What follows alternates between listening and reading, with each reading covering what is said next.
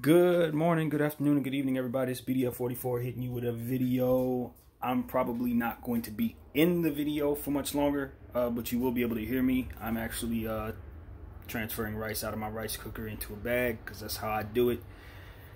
Yeah, so I want to talk Lakers today, and I also want to put myself in a position to at least halfway be seen. Maybe you can see me, maybe you can't. Forgive me, this is going to be more so about the audio than the visual, but I want to talk about the Lakers today because, well, first of all, we are in the midst of course, a horrible tragedy with Kobe Bryant passing away along with his daughter and 7 others. And, you know, last year the Lakers went through something not nearly as impactful, but nevertheless it was a bit nerve-wracking trying to figure out how they can make a trade for Anthony Davis around this time of year. And we weren't able to pull it off. And the Lakers front office did some really, really emotional things in the midst of their disappointment. So what I was hopeful for is in the midst of a very, very difficult time, once again, a stressful time, the Lakers front office didn't make the same mistakes that they made last year and come this trade deadline. And they did not. So I'm very happy that the Lakers did not do anything at all on the trade deadline. Last year we traded away Svi for... what was his name?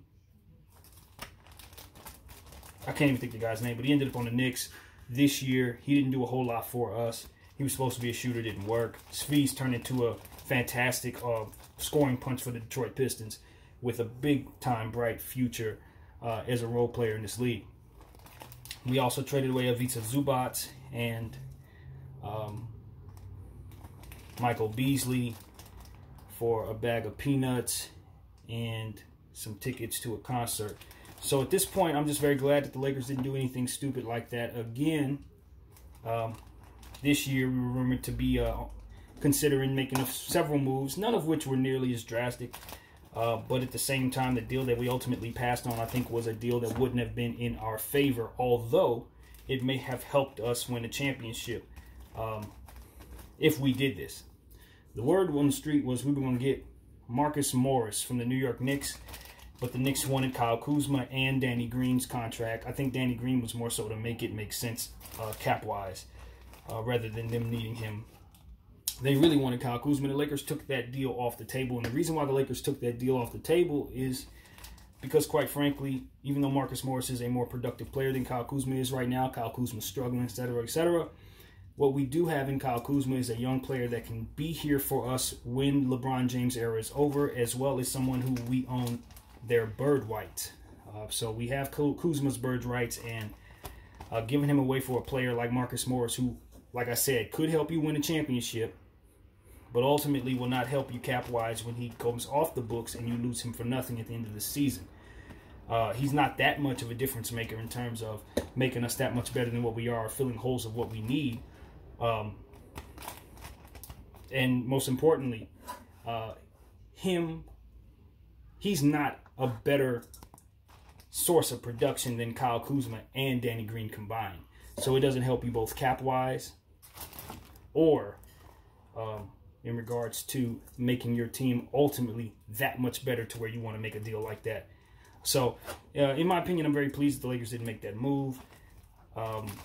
Kyle Kuzma does need to play better, but I think that more so, from my perspective, from what I've seen, though Kyle Kuzma could do some things differently, he's in a weird, kind of quirky era of his life where he's trying to find himself. He's doing all kinds of weird stuff like coloring his hair and dating random chicks and doing stuff like that, doing the Hollywood thing, trying to get just reacclimated into this new team where it's all about 2 superstars and not about the youth movement, which I think he was much more productive with. Probably found more friends on the team, probably felt more comfortable on the roster like last year's roster, but we weren't winning anything. Okay, so when it's all said and done, it's about winning. And I think he'll be happy that he's on this roster going forward, more so than he would have been had he been in a comfortable situation where the team was just given leeway to continue to lose and get better slowly. Because you don't get a chance to be on a championship roster very often. You don't get a chance to be on a team with Anthony Davis and LeBron James very often. And if you ask a bunch of players who've had their entire careers without those luxuries, if they would rather be in Kyle Kuzma's position, I'm pretty sure most of them would like to be in Kyle Kuzma's position when it's all said. Would like to have been in Kyle Kuzma's position now when it's all said and done. Kyle Kuzma just doesn't appear to have reached a maturity level to really understand the importance of such a thing. Or, you know, quite frankly, he hasn't even really gotten his career started, so he doesn't see the urgency in having a team like this right now.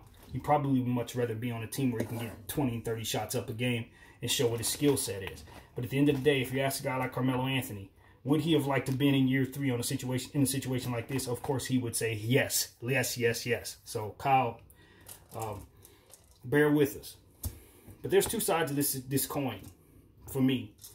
And the other side of the coin in regards to Kyle Kuzma's production or lack thereof is the coaching situation. Now, I love what our coaches have done in just about every aspect of the game except for making sure Kyle Kuzma was comfortable. I think that they haven't put enough of an emphasis on making this kid comfortable. They need to assure that he's shooting better shots than he's taking. They need to assure that he's doing things that he's good at, and they need to take pressure off of him by not putting him in situations where he has to shoot at the shot clock buzzer or at the end of game buzzer, or at the end of quarter buzzer, I should say.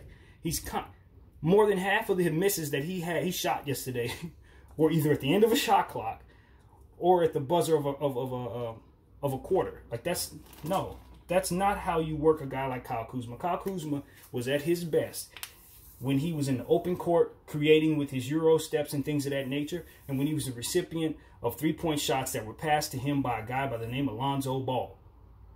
Kyle Kuzma's at his best and always was at his best as a pro when Lonzo was passing him the rock. They had synergy that was uncanny, that was magical from the very, very beginning. I've made several videos where I've mentioned that, and I mention it here. Kyle Kuzma needs Lonzo Ball. It's that simple. If you put him on the Pelicans right now and give him an opportunity to play with Lonzo Ball again, he'll go right back to being the Kyle Kuzma we remember him being, because that's when he was at his best. When that guy was getting him the ball in stride. Okay? And everybody says, oh, LeBron James is the greatest passer in the world. LeBron James is the greatest passer in the world. And I don't doubt that, because LeBron James can make some magical passes. But he is not a point guard. He's not. He's too big, and he takes up too much of a responsibility scoring-wise for us to be considering him a pass-first player. I don't give a dang what his strengths are. That is not what we need him for. We need him to score the ball. So it should not be his responsibility to get a guy like Kyle Kuzma involved. And a guy like Rondo, for whatever reason, has just not done that. He's fallen more in love with the ability for him to score the ball, and as a result, he's not really facilitating like we need him to, nor is his minutes consistent enough because of his lack of defensive play, production rather. So it kind of puts us in a position where we're not really comfortable using Rondo, and as a result, Rondo's not getting a guy like Kuzma involved. So I think in the process of having two super duper stars like LeBron James and Anthony Davis scoring at ease and scoring at will, the Lakers have just kind of realized the truth that they don't really need a guy like Kyle Kuzma to win regular season basketball games. They don't. But the problem is, if you want to make yourself multi-dimensional in such a way that makes you difficult to guard in the playoffs, you need Kyle Kuzma to be confident and at his best.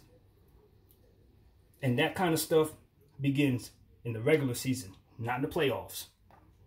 Now, I give Kyle Kuzma a big old pass in regards to the fact that he started the season hurt, that his team has changed around him, that his strengths are not featured on this squad. It's a lot of different combination of things of why he's probably not playing very well.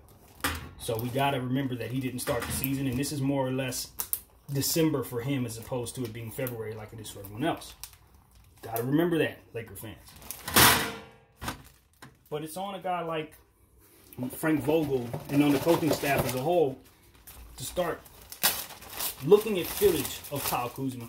I would ask them to take a look at the footage of him from 3 years ago in the preseason, because that was the best Kyle Kuzma we ever saw, in my opinion. It wasn't at any point in time during the regular season at all, in any of these 3 years, with the exception of maybe a couple Rockets games where he goes to Toyota Center and scores like 50 points in 3 quarters or some crazy glimpse of what kind of greatness he has within his offensive repertoire.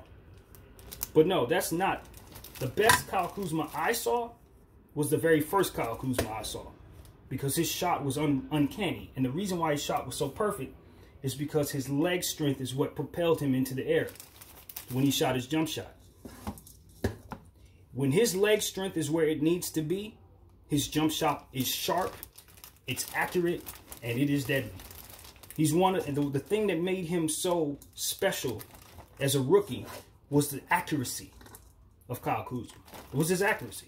He rarely missed, whether it be open court, you know, finishing plays in the fast break, jump shots, three-point shots from all angles. The dude was just a hyper-efficient offensive talent.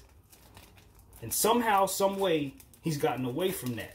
Mostly because he's being asked to take things off the dribble these days.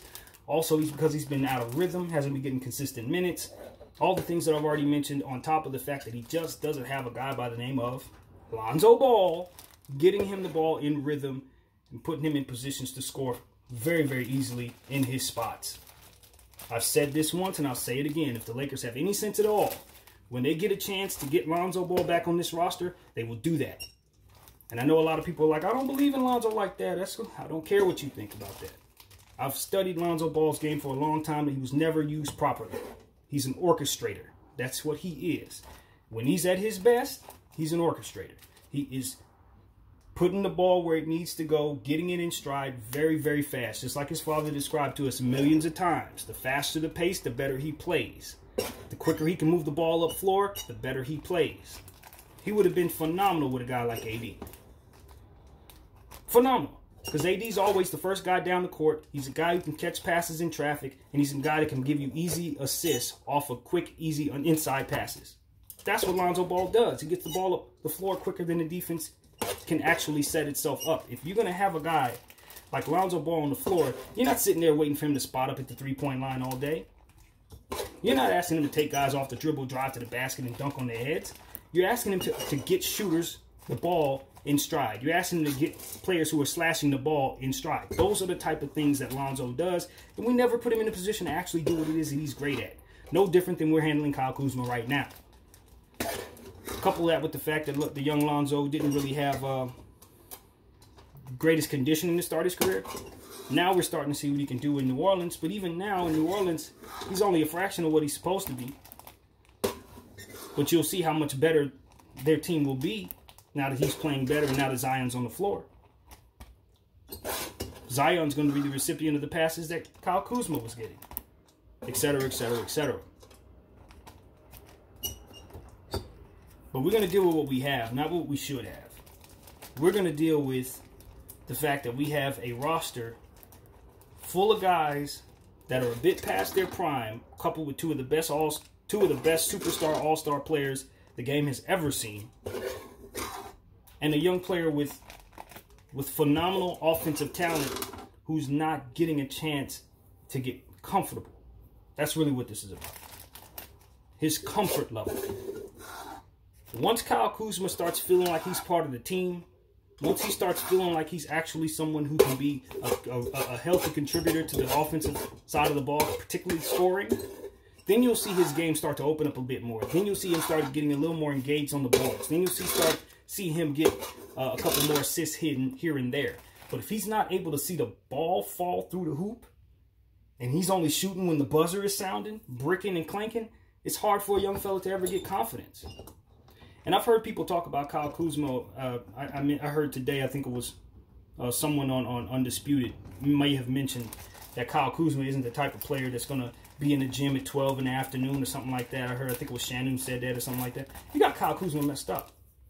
Kyle Kuzma is known for his hyperactive work ethic. Hyperactive work ethic. That's how he was described as a player. That's why he was able to overachieve once he got to the league, because he worked harder than most. It's one of the reasons why he was able to sit down with a guy like Kobe Bryant one-on-one, because Kobe Bryant respected his work ethic. Don't have Kyle Kuzma confused with someone who's lazy, who doesn't have the ability to self-motivate. That's not who he is. He's just simply a young player, probably going through a weird, awkward stage in his life where he's trying to figure out who he wants to be, how to chill out in LA, as opposed to trying to be a superstar or something that he's not, or trying to keep up with the bright lights that is Anthony Davis and LeBron James, and trying to balance it all out with the yes men that are probably surrounding him right now, trying to be the piece of his star power just from being on this team and being who he is. Okay? That's what he's dealing with. I hope he's not, messing around with stuff he ain't got no business doing, but he's about, what, 26 years old? Most 26-year-olds with money and star power and women they probably are messing with stuff they ain't got no business dealing with. And that just might be the awkward stage of his life right now. He ain't got no kid, ain't got no wife. He's too early for that for him. So he's not really settled into being a professional like he needs to be. And he's stuck on a team where no one on his team can really relate to him. And vice versa. It's an awkward time in his career. Okay? Coupled with the fact that I don't know if he really vibed with LeBron James like that. Just don't know. So, when you couple all that and take all that into account, you just understand this is a down year for a guy like Kuzma, which is why you don't trade him right now, because his value is probably as low as it's ever going to be. Now, the flip side is, do you want to pay him? I think the answer is yes, because he's not going to be as valuable. You could probably get him for less unless someone overpays for him. Maybe they do. I doubt they do, because the Knicks didn't even want to do a one-and-one trade up for Marcus Morris for Kyle Kuzma, which will bite them in the backside one day. They will wish they did that. If that was ever on the table, which it may not have been because of the fact that you couldn't necessarily trade the two contracts for one another, if they had a way to acquire Kyle Kuzma and they passed on that, that would be something they regret. But I don't think that's what happened. I think the Lakers honestly see it the way that I do and are just trying to continue to believe in a player that they've seen glimpses of. They gave up on the rest of their kids. They might as well stay the course with this stock while it's down. Because everybody knows you don't sell low, you sell high. And Kyle Kuzma's stock is low at the moment. About as low as it's probably ever going to be. That's the truth. Look, I've seen Kyle Kuzma do some extraordinary things offensively. I've seen him with my own eyes. Just like I said, he scored, 50 points, 40 points in the Rockets arena in 3 quarters? He's done it more than once. This is a guy who has Klay Thompson-type hots when he gets there. When he's feeling himself, he's an artist in the open court. He has moves that he can create on the fly. He's an artiste with the basketball when he's driving at the basket. And he's a lot more explosive than people give him credit for. A lot more explosive than he's able to show on a night-to-night basis. And his rebounding can get a lot better. But he's shown glimpses of being a very good offensive rebounder particularly. So it's like, okay, well, do you want to give up on a guy when he's struggling? Because we've given up on a lot of players when they've struggled and they've turned into something away from us. Do you know how many kids that the Lakers have had that are really, really good right now that we had all on one squad at one time? The whole roster from the 17 Lakers, 2016-17 Lakers, that whole damn roster is everywhere doing well. The whole thing. It's like 10 players in this league that are all playing great elsewhere. Kyle Kuzma's the only one that's made it as a Laker. You've gone this far with him. Keep it going. Because we sold low on everybody else. And now their stocks are all very, very high or growing. It's time to keep at least one kid. Keep one. So that's my mentality about the situation. And think about it like this. LeBron James is what? My age. 36 this year. 35 right now. He's going to retire at some point. The team he's going to be rooting for 3 years from now is the team his son's going to be playing on. Not the one he's currently playing for. Okay? He's closer to retirement than we want to admit. I don't care what kind of acrobats he's doing in midair right now. At some point in time, he's going to call it quits. And we're going to be left with Anthony Davis, which we are very happy to be left with. That is a very good thing. If he decides to resign with us this offseason and beyond. So it's like, okay, we got to make sure we have something in place for him, or a worst case scenario if he leaves. And we all know all Kyle Kuzma really needs is his own team. A team where he can shoot 15 shots a game. And the worst case scenario, he'll be left with the Lakers being that team for him. If we just don't do anything stupid like trade him away for a bag of peanuts. Or for a piece that's only going to help us for 5 more minutes. Then it's going to go off to like Chicago or something, get overpaid, like Marcus Morris is undoubtedly going to do.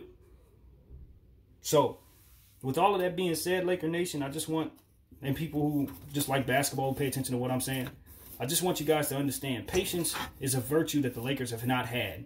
And we've been able to get away with it because we've been able to get LeBron James and Anthony Davis. But if anything were to go wrong in any of those circumstances, whether it be Anthony Davis leaves us or LeBron James retires, we are left with a team full of nothingness. And Marcus Morris was not going to help that. You see what's going on in New York. He wasn't doing nothing. He was putting up big numbers. They weren't winning anything. So, Kyle Kuzma is a guy with much more upside, clearly more talent than Marcus Morris, even though he's nowhere near playing the level that Marcus is playing right now. If you get stuck in the right now too much, all you're going to have is right now. And when tomorrow comes, you're going to be worse than the Warriors are today. Don't be the Warriors. Have some seeds in tomorrow so that you can kind of fall off gracefully. You know who fell off gracefully after everything fell apart? The Boston Celtics. Because before their team, that big three, just fell apart or they traded it away, they were already thinking about the future. They were already putting their eggs in some baskets for the future so that they could have a graceful fall off. If they missed the playoffs, they missed it once in that entire process. So you don't want to fall off like the old Bulls. You don't want to fall off like we did when Kobe retired or even before Kobe retired. You do not want to fall off and not be able to pick yourself back up. It's bad enough we're looking at the entire league and we see a Laker over there, a Laker over there, a Laker over there. Here go one in the All-Star game. They go like, no. We had the future on our team and we gave it up. We have a really good team right now.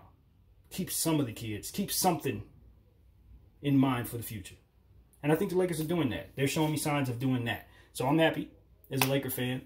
If we don't win the championship this year, I'll be a little upset. But that's not the end of the world.